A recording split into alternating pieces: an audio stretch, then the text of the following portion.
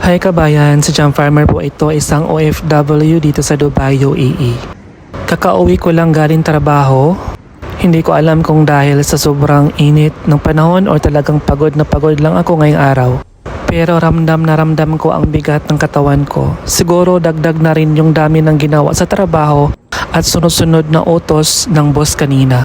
Minsan ganito talaga ang buhay OFW. Kahit pagod na pagod ka na, kailangan mo pa rin ngumiti at magpatuloy.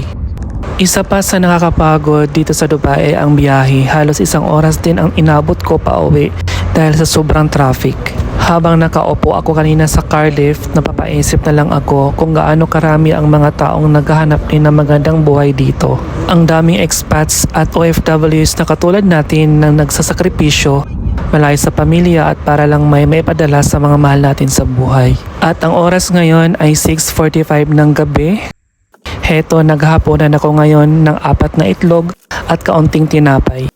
Sa totoo lang, medyo kapos tayo ngayon sa budget. Marami kasing gastusin sa Pilipinas nitong mga nakaraang araw. At katapusan na rin ng buwan, kaya alam niyo naman, iyon ang panahon na halos lahat ng OFW ay nagkukwenta na kung paano pagkakasyahin ang natitira hanggang sa susunod na sahod. Nakakalungkot lang isipin na wala pang ang sahod pero pakiramdam mo nakalaan na agad kung saan mapupunta. Minsan hindi mo maiwasang mapatanong sa sarili mo kung kailan kaya dating yung panahon na hindi mo na kailangang mag-alala sa bawat gastusin. Tuwing weekdays naman, bahay lang talaga ang routine ko. Pagkatapos ng trabaho, diretso uwi.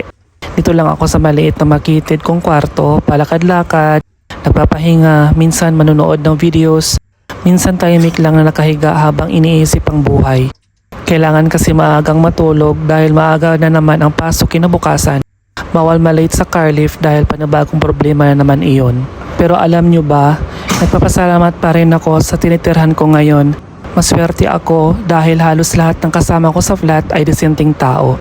Walang maiingay, walang mga nagiinuman, walang videoke hanggang madaling araw, at wala ring malalakas ang boses habang nakikipag-video call. Malaking bagay pala talaga ang tahimik na lugar lalo na kapag araw-araw kang pagod sa trabaho.